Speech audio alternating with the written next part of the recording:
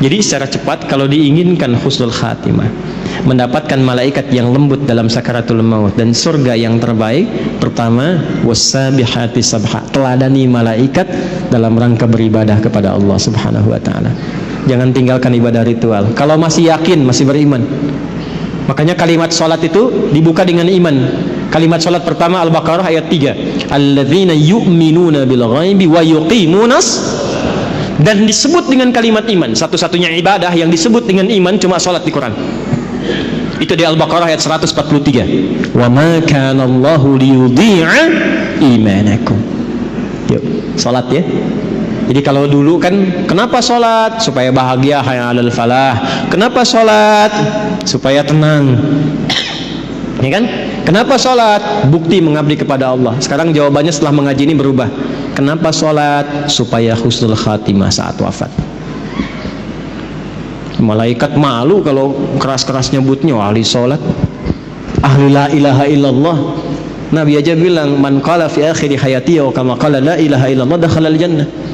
Siapa yang bisa mengucapkan la ilaha illallah di akhir hidupnya, terjamin surga untuknya. Tapi itu kalimat nggak bisa diapalin. La ilaha illallah, la ilaha illallah, la ilaha illallah, la ilaha illallah. Tapi salat enggak. Nggak bisa keluar, nggak bisa,